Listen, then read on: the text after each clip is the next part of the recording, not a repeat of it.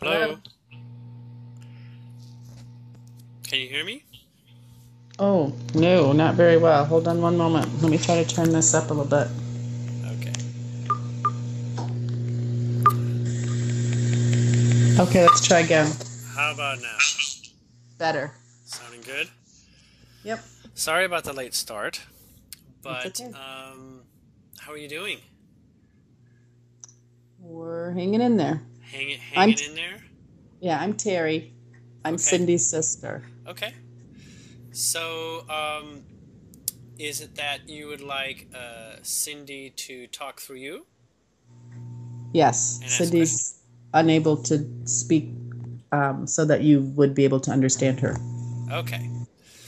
So, um, this is a space to basically explore a lot of opportunities that show up for oneself, and there's lots of things like guides and questions that we have in life that I can help bring forward. So, did you have anything along the lines of something prepared you want to start with, or would you like to just have me begin tap in and give start with the large picture of what I'm getting? You want to do Dylan first, Cindy? Cindy has one issue that she'd like you to try to explore for her, Okay, and that is Dylan. okay. Just give me one moment while I listen and focus in. Okay.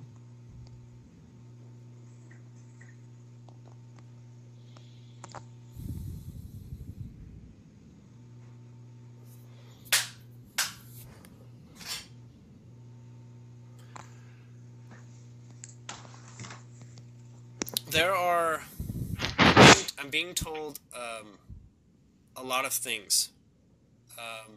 I'm going to see where it is preferable for me to start with it.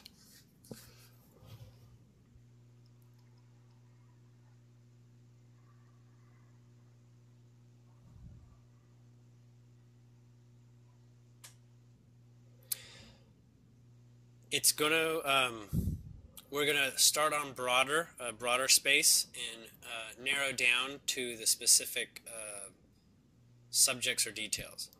Okay. So Dylan has a relationship in such a space that we're going to call life contracts. I'm sure you're familiar with that concept, in that people have relationships together where they both push and pull each other, which means that they can be both the good guy and the bad guy circumstantially in their interactions. Oftentimes, they get really close, and the arrangement is that they be very close, and for that reason, they can challenge one another with more significant life experiences. Um, it's like an experience you might run away from if if it was with somebody you weren't comfortable with.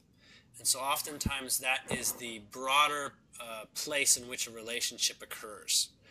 Now, um, specifically, I don't know how to explain it, but Dylan um, is able to say things here, or we'll say Dylan's higher being level awareness. I want to say it's even more than higher awareness, is wanting to say some things specifically. Before I go with that, did you have any questions or comments?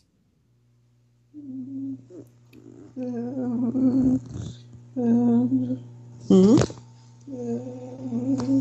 Cindy said that makes sense. Okay.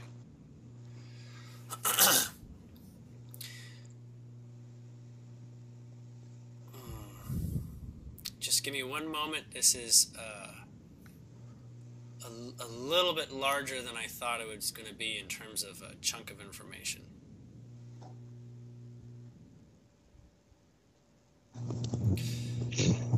Um, I want to say that this element that's being described, that I'm experiencing of Dylan, is probably the majority of what Cindy probably understands of him. But there's a lot of little details that are actually not so important. He wants to make that clear. The broader intent between Cindy and him involve a lot of growth, a lot of shifts that come about through some very dramatic experiences, at least from Cindy's way of looking at it. From Dylan's broader perspective, we can say that it's not as difficult as it would appear for him. I almost want to describe him as in such a way that I describe guides. This one feels very much in such a way that I can describe them as somebody who's that has a full level of consciousness from a broader perspective, without knowing who a potential physical Dylan is. So I'm connecting with a broader Dylan. Did you have something to say about that? I'm asking Cindy a question. Do you want me to tell him who Dylan is? Mm-hmm. Dylan is her grandson. Okay.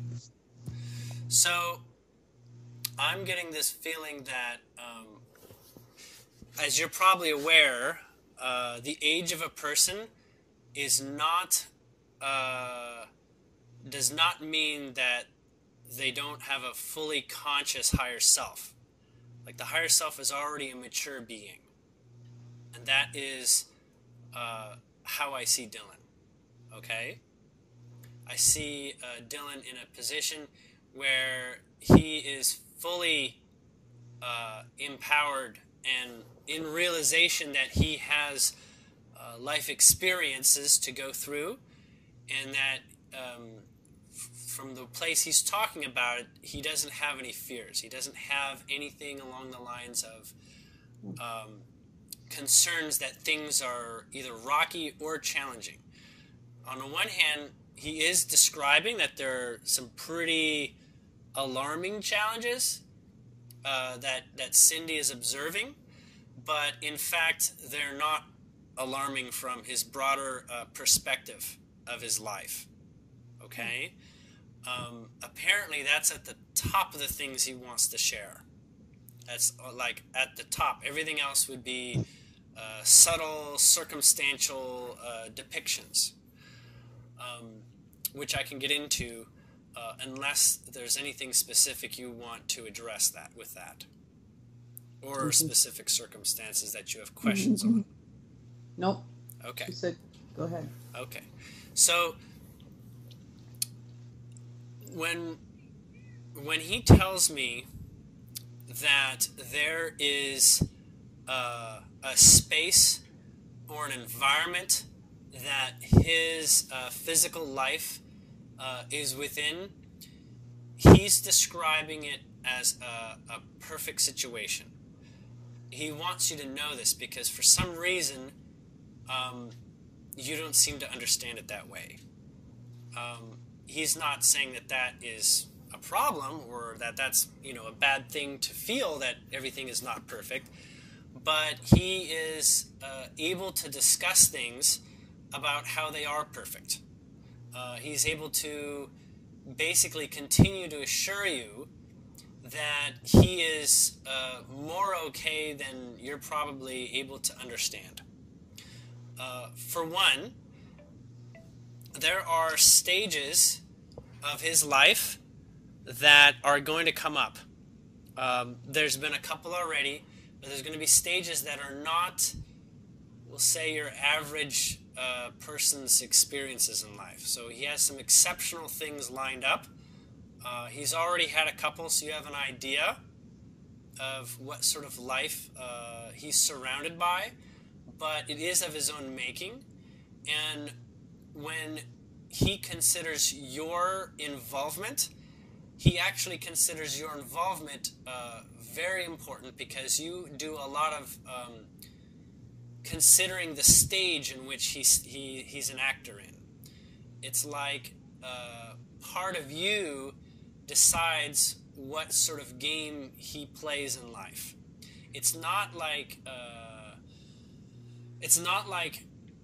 you physically can tell him what he's going to have an experience of, but it's as if what you focus on is what he's going to experience. He wants you to understand. He's not saying it wants to understand. He's saying he hopes that you come to the place where you realize your influence on what occurs in his life through your looking into his life in the way that you do. You're sort of doing this kind of, we'll call it problem solving for his behalf.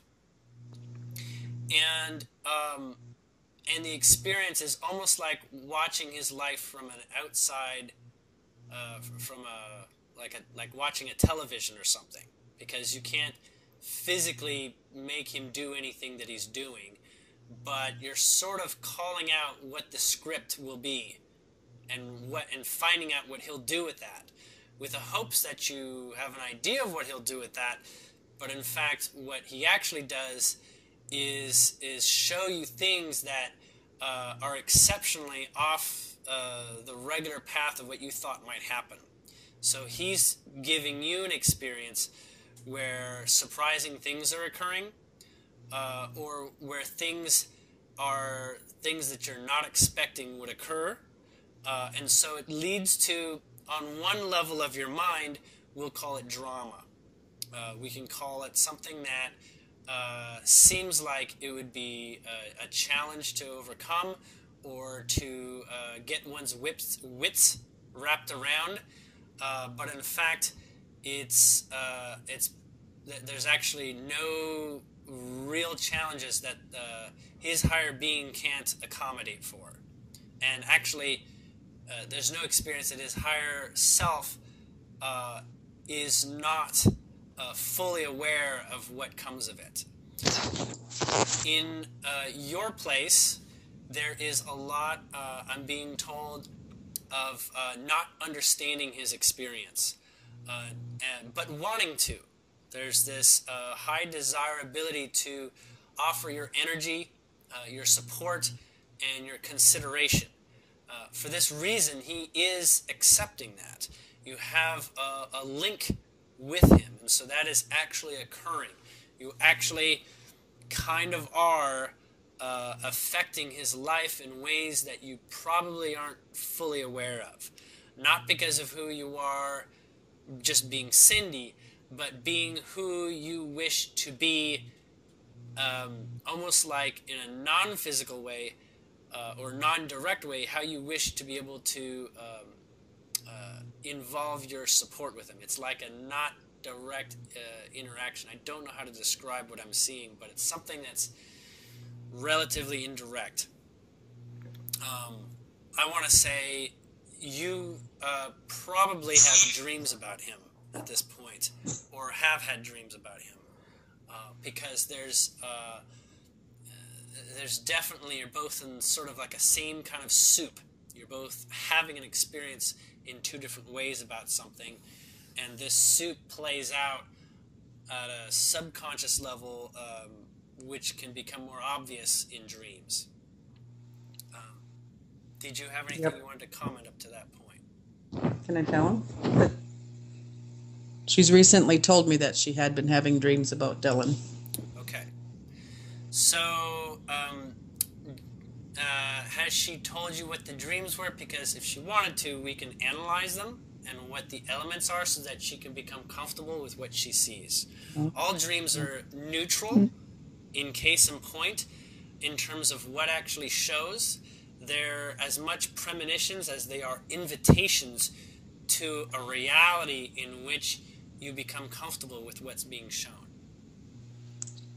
Some of the dreams were a concern that he may be experiencing someone bullying him at school. Yeah, and that is, Just give me one moment. He wants to say something specific about that. I'm like, almost don't get to say much of what I would think I would be saying. I'm really just saying what he wants to be said. Okay. So he wants to say that there is what you might understand as a challenge in the way that you would understand bullying, but he's asked for it at an unconscious place. So the higher being is actually delivering something because he has an adoration for people with courage, who have a strong will to get through things, like a knight. Like a knight has courage. And so in a sort of hard way to explain directly, he's invited a way to bring out his inner courage. Okay? Now, on the one level, he's very, I want to say he's unusually sensitive, so that his emotions can be read by people who are close to him. And part of what he's also trying to do is, we'll say the body version of Dylan, not the higher self part, the egoic part of Dylan, is he's been told to protect his feelings because they represent a vulnerability. He's at the higher self part of him is trying to say that is not the kind of world he wants to live in. He wants to live in a world where people can sing and be gay and really be open with all their feelings. But this courage that he's asked for, that he loves so much, there's this element within it that he feels is what would give him the strength to choose his life, to stand up and make decisions. The higher self knows that, his higher self knows that he's already a god, he's already a creator, he already gets to have anything that he puts his attention to. But in spite of not feeling already courageous, he actually more wants to be able to have people that he can just say what's on his mind, like people he can trust, that he can just talk with.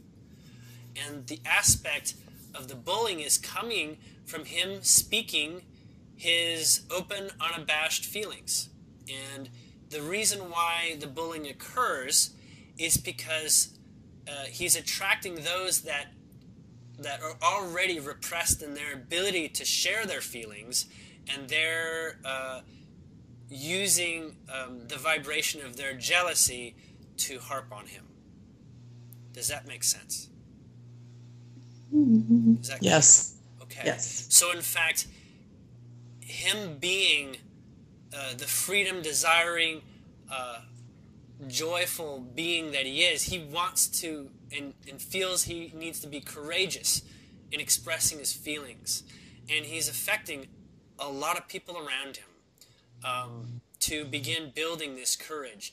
And not only those that wish they can be like him, but those that are also jealous are going through experience as a result. Those that are jealous are beginning to see how their reaction is really an example of their own pain.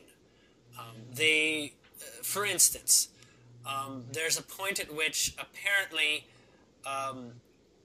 someone that we'll say called bullied him went home, and he basically said to their parents that everything was great and that everything was wonderful, but he started to cry afterwards, and the parents asked, "Why are you crying?" And he couldn't explain it to himself. And the parents tried to understand. They thought he was keeping a secret, and of course he didn't want to say anything that made him look bad, so he could not say it. But he went to sleep, and he spoke with Dylan in the dream space, and Dylan told him that you need to have courage. I learned that courage is a really good thing, and courage will help you share what's going on with your family and the people that you care about. And through that, they basically shook hands and said, we're grateful that we have this higher contract in place. But it doesn't really start and end with that. That's just a moment in time. This other one that is in the place of being bullying has a really, really strong timeline of one, or there's actually 3 or 4 major timelines for Dylan's future. One is in which that person that was bullied becomes at the highest point of joy for both Dylan and the primary. There's more than one bully. The primary bully or the other bullies are mimicking and trying to learn from the same experience. But in the end, the primary bullier is going to become their best friend, Dylan's best friend, in time. The second most likely path that is likely to play out is that the bully starts to begin finding a way to find other ways of experiencing what Dylan calls courage, because he doesn't understand courage. The word courage is not on Dylan's tongue right now. He doesn't know that word. He doesn't know what he's doing is about that. That's the higher self's description of what the contract is really doing. If you were to tell Dylan that what he's practicing is being courageous, he'll get it right away. Okay? But going back to the description of the second timeline, the other one that is in the position of bullying is going to find other ways of bullying because it becomes less and less effective with Dylan. And so really all it does is delay the other one's growing experience to realize that being courageous is something that permeates through any way of being a bully, and that this other one is actually formidably intelligent. So this is why it's likely that they will try to change tactics to demonstrate their jealousy of a sort, which is just another way of saying they wish they had what Dylan practices. So what will happen in that case is that there will be they'll take a break, they'll back off from bullying, and they'll use their new approach on other people that sort of like are following Dylan in the way that they're learning to be courageous like him, and they will he will most likely pick on, we'll say, Dylan's followers that follow in Dylan's footsteps of expressing and being in joy, because Dylan is basically too much to handle, if that makes sense. Dylan is not going to fully disengage. He will support his friends over time in that timeline. That gets into many, many different other angles, but the third timeline is there's going to come, we'll call it a fight, where we'll say the engagement between the bully defending the energy or fighting for a reason to have jealousy, and Dylan fighting for the purpose of having courage is going to lead to a climactic event. It's not going to be a physically dangerous, hurtful experience, but it's gonna affect the psyches of them and those that surround the experience. So, like friends, parents, and whatnot, it's going to affect them less than Dylan and the other one directly, but it's going to set the stage for another way of we'll call it children finding good reasons for teasing each other, and good reasons for encouraging each other. Teasing and encouraging being opposites. And they play out in other ways. Now, you're going to find out which of these three comes to pass. I'm being told shortly, because apparently Dylan has plans. On one level, it's hard to describe the plans because they're almost entirely emotional in nature. They aren't like he has something to tell you. It's more along the lines that the emotions are sort of like already drawing lines in the sand. Now, it will be able to be explained, and it will come to light to some degree if it's either timeline 1 or timeline 3. Now, there's a fourth timeline with a smaller something that I can be told. It's hard to describe, but what I'm seeing is that that the parents, or those that supervise both Dylan and the bully, have a conversation and come to the conclusion that they do not want Dylan or the other to have this kind of relationship. Is that clear? Yes. Okay. But it's actually the least preferable life-exploring path of the 4. Okay. Okay? Okay. Now, was there any more that you wanted to explore with that experience, or other things related to Dylan?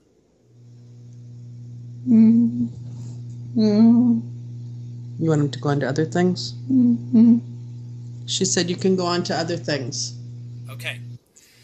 So, I'm going to just listen in, because guides and higher being, they just love opportunities like this to talk about all things significant and subtle.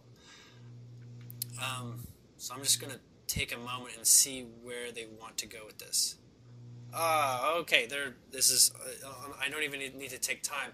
Do you have, I'm being told, do you have access to a crystal ball, or know someone has a crystal ball, or did you have like a crystal ball experience or something like that? She has many crystals. Okay. Do you have one that's like carved into like a crystal ball particularly? You did at one time? She did at one time. Okay. So, that's good, because that time is what we're going to go talk about.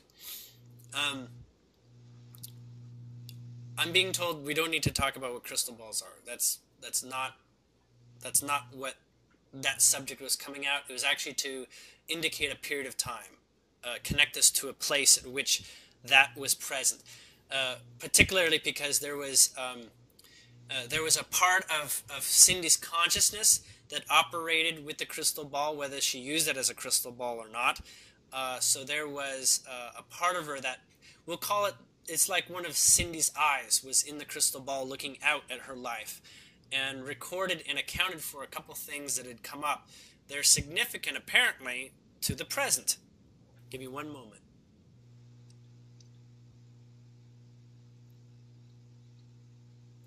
Okay. During that period of time, you went through a challenging of your beliefs. And this is a challenge of your beliefs by others, not by yourself. It's almost like it's telling... The message I'm getting is that you were in a position to feel superimposed on by you having to speak up or prove yourself. Now, I say superimposed because you felt like you shouldn't have to do that, or you didn't want to. Am I right? Yep. Okay. So, right now, this moment right now, I'm being told it's a good time to get over this vibration because you've had it since then. That was a period that started it and created a fragment. This fragment, we'll just call it a belief or whatever. It's something that you carried over until now. It's alive, but it's literally an anchor. It's something that's holding you back from your full expression. Now, when we say expression, I don't mean necessarily talking. I mean like how you give yourself to people around you and how you share what you know or what matters to you. There's something involved in that time back then that started, so you know where it sort of starts from, okay? By being able to relate to where the starting period in time and going back in your memories to the experiences that were like, hey man, don't try to challenge me on this. Don't try to make me prove things. Don't try to make me, tell you about, what my life is really about. And it's almost like this place where you're telling people to stop doing something with regards to interacting with you, whether you are doing it consciously or just below the surface of conscious, like you're reacting, saying no. It's as if that is ready to go away. You're ready to step past that. You have, you're probably not aware of this, but I'm going to talk about it anyways. You have, what I'm being told is the kind of expression that people would call singing. But it's not singing in the conventional way. It's singing in the way that you have like a way of sharing life in a very energetically poetic, adoring, loving, and very pronounced way that is like singing, like what a song does in a couple minutes or something like that. I want to say another expression can be something like choosing music that demonstrates this, playing music that demonstrates this, and inviting others to have that experience. I get this feeling that on one level, you're like a musical composer. Like you should be writing music or something for piano. I don't know. You have that, but it doesn't have a way of necessarily seeing the light of day for other people. So the way that you experience it is in prayer. You're probably already familiar with your ability to pronounce blessings and prayer with your mind. These are a form of like music. Writing is also the same sort of thing. Like there's like this musical, which is just another way of saying like words with energy.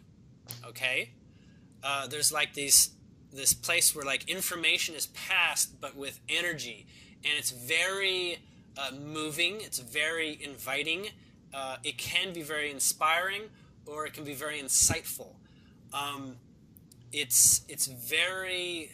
I just keep being told singing, and that it's a form of communication that people are kind of in need of a master like yourself. It's as if when you have a couple things to say, it's like it has a deep, resounding effect on the subconscious, if not on the conscious level of someone. Are you familiar with this? I mean, is this connecting? Does this make sense? Does it make sense to you? Mm-hmm. Yeah, it does to me too. Okay. As her sister, yes. Okay. It doesn't? Mm-hmm. Oh, she's saying no. She's saying no. Okay, good, because that's where we're going to go. There is, we'll put it another way. You're familiar with the vibration of grace. Grace is basically an action that's taken from sort of like a divinely inspired place within oneself. Grace is like a personal stance.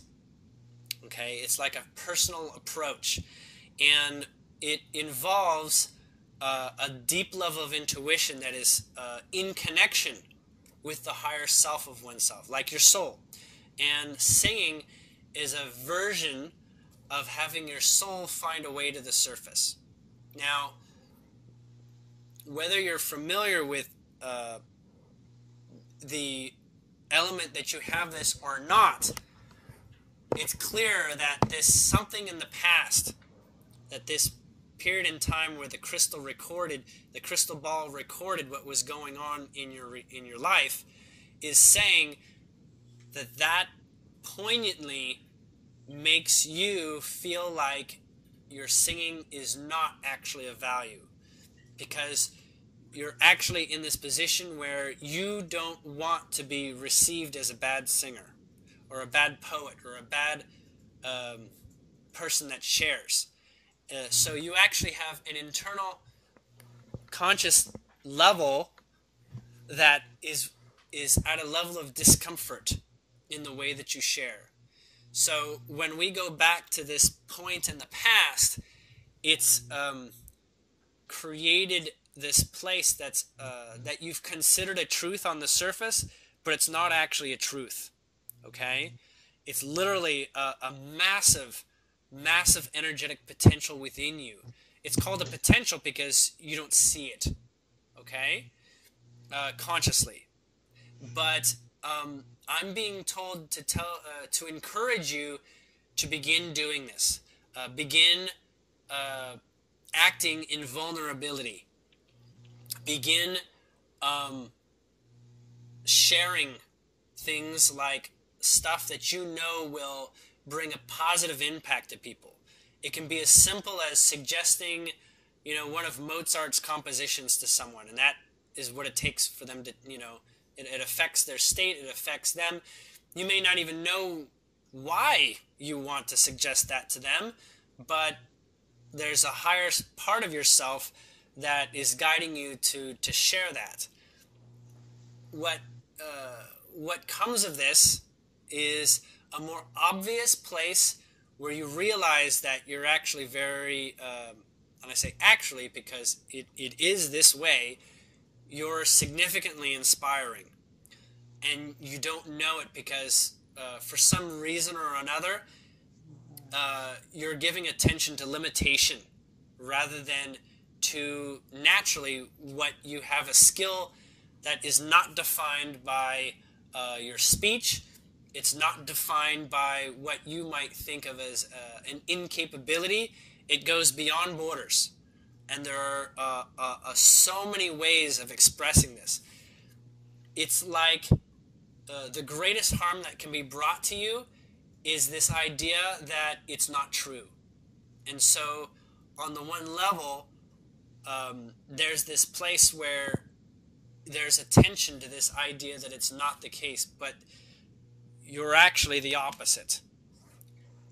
For the moment, we're going to set that aside because that's a pretty big concept to sort of chew on. And it can take some time before you feel that there's a way for that to find its way to express itself and find yourself in that way. Okay, so apparently your sister does see it. And that's a start. Okay, you can have Terry tell you what she's seen, just to help you see that it's not, that it's not what you don't see. But I'm being told to give you a couple exercises specifically so that you can rebuild those muscles, rebuild that exercise, rebuild that inner confidence, and rebuild that place within you so that you recognize your greatest strength that you have to offer. Okay? So I'm just going to take a moment because these can get kind of detailed sometimes.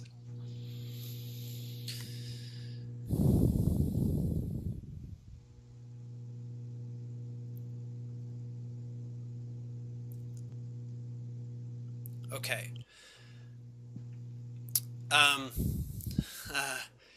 There's actually a lot of stages to this. So I'm being given like an overall picture, but there's a lot of baby steps, which is to say there's a lot of small steps that that you can follow through that will continuously enrich your awareness of this part within you.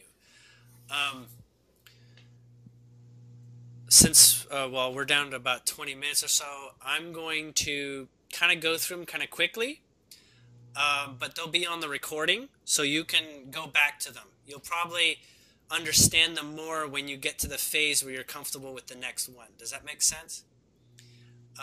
But at any time, just interrupt me if you want to know more about a specific one. Is that all right? Yes. Okay. Mm-hmm. So the first one is, and you're familiar with this one already, and you do it here and there, is share things that you find inspirational. That means something that is already inspiring, that shows up in your life.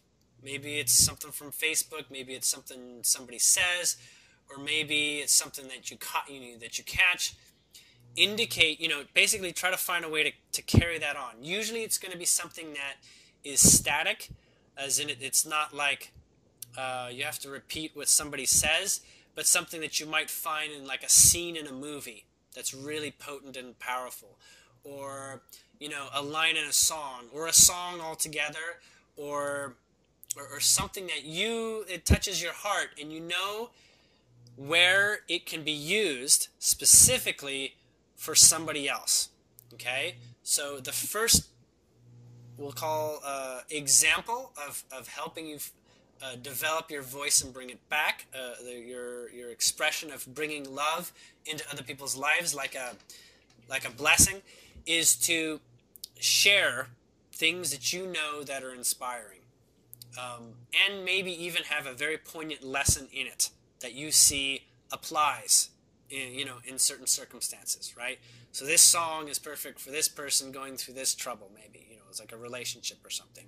And this song is the perfect motivator, or helps, put things into perspective, or helps them step out. Okay? That's sort of, none of these are exactly in order, but they're all sort of incrementally develop on each other. Okay? The second is, interesting. One moment. Hold on a minute.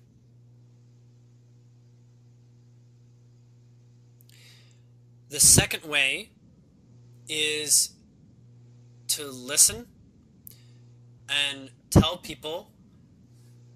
I don't know how you would tell people, but it's something along the lines where, and you've already done this, so you probably understand it better than I do, is to give people a talk and say what's on their mind. And you look at them in the eyes. And through looking at them when they're speaking, and ask for them to look at you right in the eyes. Okay?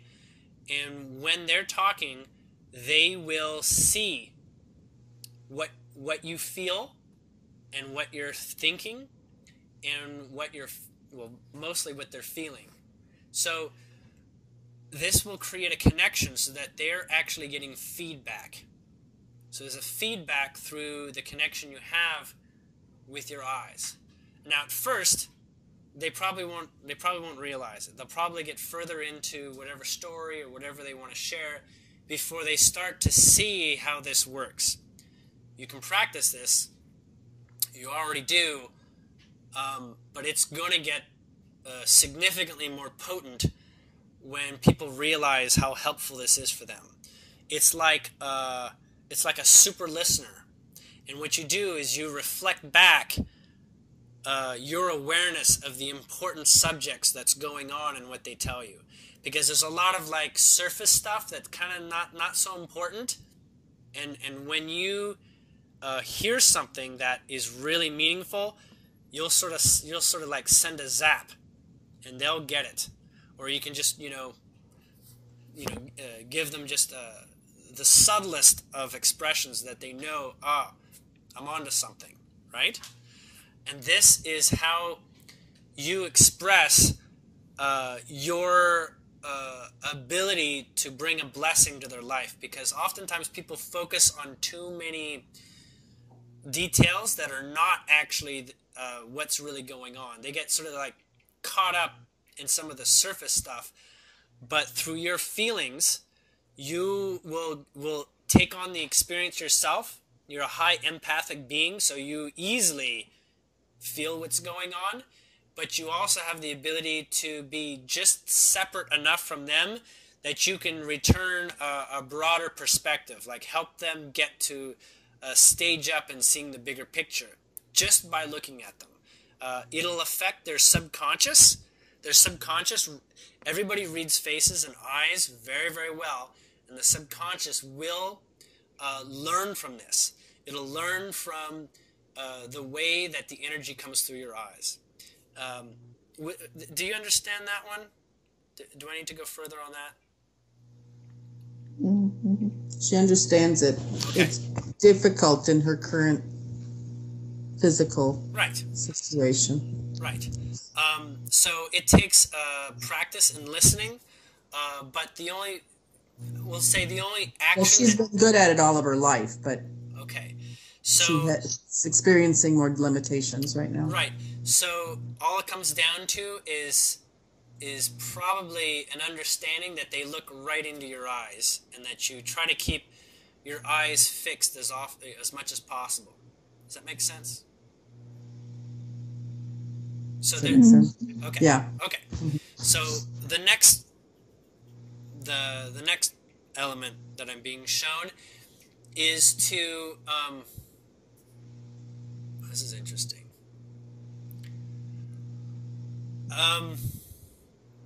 You have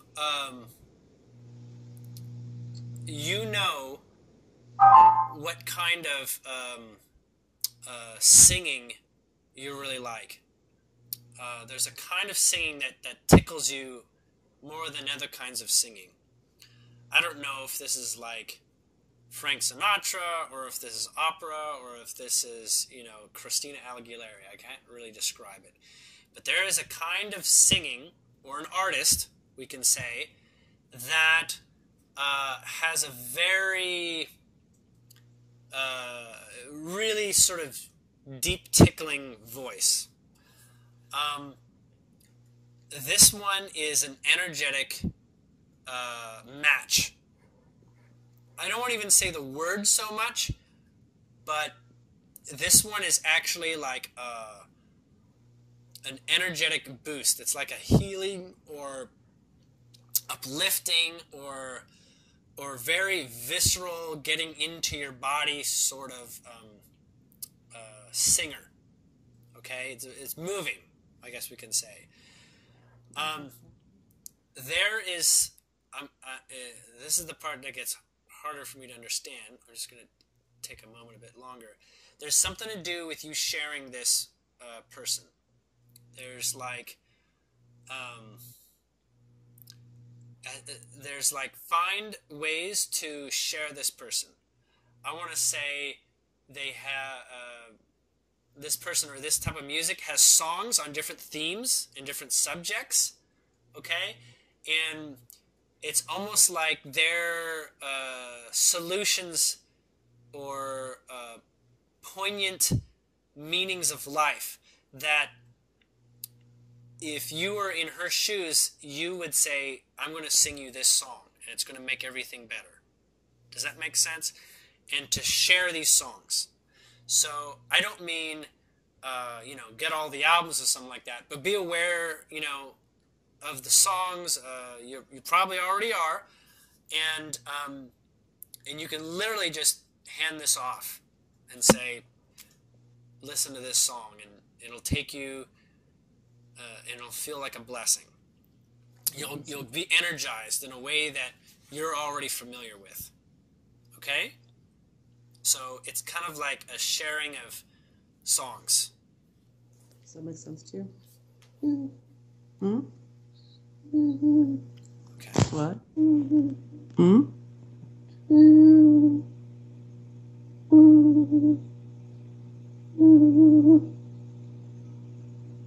You can tell me later who it is. Are you trying to tell me who it is?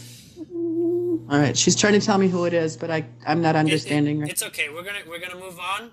you'll have the recording. You can return to this and you can sort that out, right? You can get your CDs out or something like that, and she can help you out with that. Yep. Okay. So, I want to say this person or this type of music is something you really like, and you know what's going on in the music. Like you're very connected with the energy and the message and the shift that occurs. It's kind of like it's like offering someone a key. Like, take this will be a key for you. And they may have heard the song before, like, I don't care about that song. But when it comes from you, it becomes like a blessing. It becomes like a poignant operation that will create change. Okay, like it is more potent coming from your hands. Okay, that I just want to make clear. It's not just, oh yeah, I've heard that song before. You might get that initially, but then you'll find out you'll be like the kind of DJ that everyone wished, because you can literally connect people to what would really make a difference for them. You know this because you also are very able to tune into somebody's energy and see the relationship. It's actually an innate ability. I don't know how else to explain it. It's something that you have that most people don't have. Yes, and it's a gift. So the next thing that moves up to the next level of sharing is... Okay, one moment. It's similar to the last one, but you're not sharing music. You're sharing physical possessions of your own with people. I'm getting things like crystals, blankets, even things like a glass. I don't know why I would see a glass or a goblet or something. I don't want to say these are like heirlooms or anything, but they definitely say you. And within them, they symbolically have energy. So a cup is like for emotions, right? So when they drink out of a cup that you give them, it'll be like you're there offering and blessing whatever they put in it with your positive intention. So what you choose for them to have for a time, I'm getting that you actually, in half the occasions or so, you'll want the things back. Like there'll be a point where that's, the blessing has been effective and they'll return stuff to you. So you can use it again or keep it for yourself. But it's as if your possessions are infused with your blessing behind it, especially when it's shared as something that is meant to literally help someone.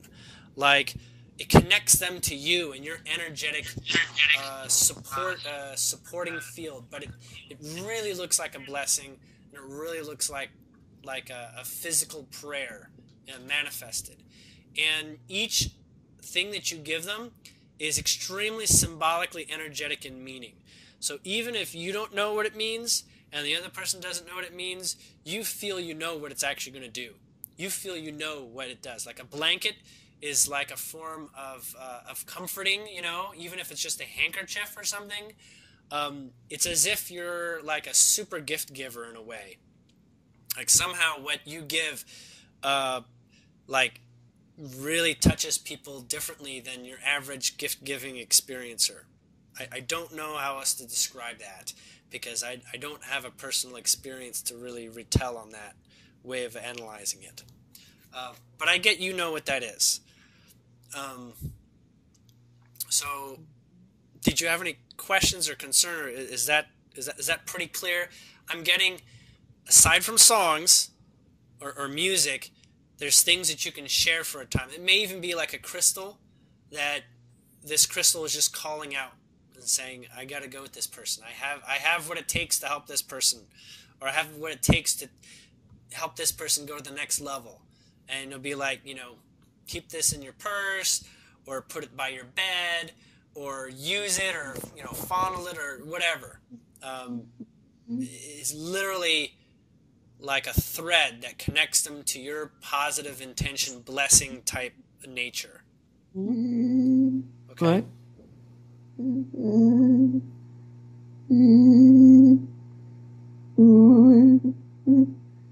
Are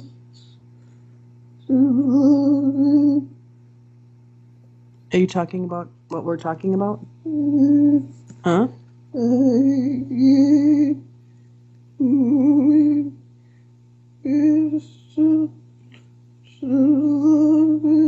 You did? She's already shared a crystal with someone special recently. Okay, so she already is familiar with the intuitive Yes. nature of this. Oh, yeah, she's very intuitive. Yep. Awesome. So this is something you can do more of this, essentially, with more now being familiar with what's going on. Okay, at a place that actually is an exercise for you. As much as you're helping someone else, these things that have come up, they're actually very significant for you too, because what it's going to continue to do is get you to practice, where you realize that you are basically like an angel, okay? An angel that does things in not very ordinary ways, and sometimes because it's not ordinary, it actually has more impact, because it steps past the way that people judge things. They become more open and curious, and allows these to have a stronger impact, okay? That's what I'm being told. Well, there's still a couple of things to share. We're running out of time, so I'm just going to go on to the next piece. Okay. Okay, so you probably haven't done this before, but you have an ability to offer blessings and make holy water. Holy water is basically you make a blessing or a prayer, and you offer your energetic intent into a water. And this is done in an open face water, so not a bottle. It has to have an opening in the top, apparently, I'm being shown. So a vessel of water with an open, like a glass, or a bowl or something like that. And you can interesting. You can put like a crystal in the water too to help this process move along. If you hold a crystal and you have an intention and you focus into it, you already obviously do this. You can put that into the water, and you can create like an instant tonic. Okay, so this instant tonic, it takes, well, actually, it's not that instant. It's about 20 to 30 seconds of focus and intention with your consciousness put into this, and you can literally begin healing people with this. It's like a liquid blessing, holy water type of experience. Okay, now what's interesting is that you can do this for yourself, but when other people do it, apparently they are supposed to bring the water. So what they're doing is they're bringing water through their intention and their vibration, and they are, by them bringing the water, they are holding the intention for you to support it. So it's actually opening a doorway and creating a space of allowing for you to offer your blessing that becomes physical, and then they take their time drinking it. I'm getting that actually they'll store it and drink it over time. So it looks like maybe like 2 or 3 water bottles amount, up to that amount. You can do it in smaller doses, but people who want to have a long standing healing experience from your blessing will bring as much water as they really can. Okay? And it doesn't matter how much it is. It takes about 20 to 30 seconds of your focused, intentional blessings. I want to say this is literally like angel or priest level impact, in that you can create significant energetic shifts through this water, and it's very purposeful. It's like almost like it's not for anyone else to drink. It's very direct to what somebody brings. Okay, and I'm getting you have to.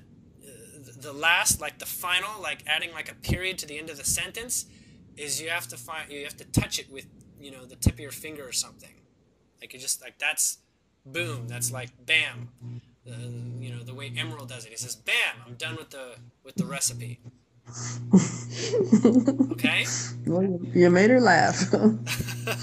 So, so like I'm saying, you probably haven't been aware that this is something you can do, but this is something I'm being told that will really help you raise your inner awareness of your sort of like inner musical genius that you have. Because when you formulate the blessings and the words in your mind, they're more like feeling. They aren't like exactly like perfect sentences.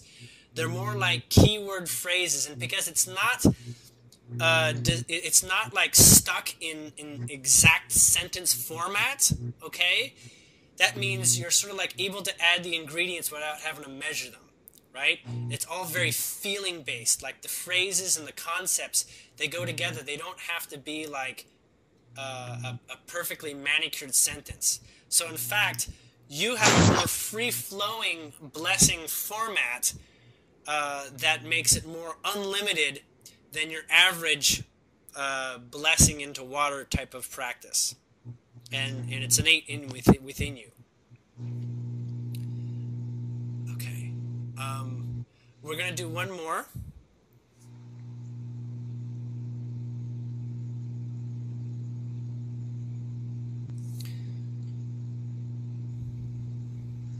Okay. This is really interesting. Hold on a minute. I do not know. Okay, I think I know how to describe this. Okay, I'm not even going to try. They're just going to tell me a little bit at a time, and it'll just come out. At first, there is not a direct awareness by people that you have the ability to offer your energy in these sort of, we'll say, sort of mystical ways, okay? There's like this not being known for being this way. And so there is this place where people will begin to become familiar, but in the interim, there's a practice that you can take. And like I said, these are all baby steps leading up to this. You don't have to start with this one. But there's this place where you begin to see more and more people requesting your service or your attention because they're going to see the effects. But before it gets to that place, I mean, your family is one thing, but I'm getting this goes on to like a whole nother level of people being interested in you. There's in order to understand this, we have to talk about a point in the future. It's not always that useful to look at a point in the future, but what you're going to do is hold this visualization as a practice. What's going to happen is that people are going to bring a stuffy. This is like a teddy bear or a toy, you know, like a stuffed, toy of some sort. They'll bring this to you, and you will be with this stuffy for any length of time. It could be days or weeks. And what they'll do is they'll come back, and you'll actually have this in your bed. This is weird. So you'll have you have the stuffies in your bed, and this stuffy will absorb you. Okay? And then the person will come back and get it from you. And what they'll have is they will literally have access to your profound inner self and your profound, perfect vibration of you. Okay? And when they have this with them, it'll be like a healing aura. Okay? So as long as you keep the awareness that this is a part of you that you share, it's going to really hit home. Now, this is not, so typical when somebody first meets you or doesn't know who you are, but it's going to get out. So at the moment, just begin foreseeing this as an extremely effective measure. And what's going to begin to grow out of that is that you're going to find people will start doing this before you even tell them that this is a possibility. And you'll know when that happens that you're there, that you're getting to that place. Now, there's actually this step-by-step moving forward keeps going on for like another 20 things. But for the moment, and for the short near future at least, these will be really good things to give your attention and focus to that will bring your musical blessing nature out and help you practice this. Okay? Okay. Mm-hmm. Yep. All right. She said yes. All right. So that basically comes to the end of this session. Unless you had any last things you want to get out or share or comments. Are you okay? Do you have anything else? I may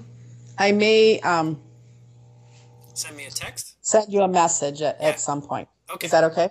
All right. That sounds great. Okay. All right. Well, it was very, very lovely meeting you, Cindy. I think that you being drawn for this session is not a small deal. I think it is a very big deal. I can really feel you. And from not getting to even see you at all, that is saying a lot. You have an incredible amount of energy to give. And personally, I'm very tickled and excited to hear the information that came forward because I can see this coming into being. I'm basically excited is what I'm saying. So, I look forward to hearing how the adventures go. I look forward to hearing about Dylan, maybe, what comes there, what timeline we find ourselves experiencing of what he does. And surely you're going to continue to get dreams about him that, where communicating and involving yourself in his life is not limiting. Like, in a dream, you don't have any physical limits. So you'll continue to be a part of his life and affect his life in a very significant way. I'm being told really quickly, I know, we're running past, I'm being told quickly to remind me that he is a part of your ancient past. As in bullying was something that he is helping you with your ancient past as well. Okay? Okay. So she's going to have to hear that on the recording because she's the nurse is with her right now. I got you. Okay. Okay. I'm sorry. All right. Take care. Okay. Thank you. I'll probably send a message. All right. And thank you for your assistance, Terry. Oh, you're welcome. I won't be here until Sunday, so it may be Sunday that we send messages. That sounds just fine. Thank you. Is that okay? Yeah, that's fine. Great. Thank you for your time. Bye-bye. All right. Bye-bye.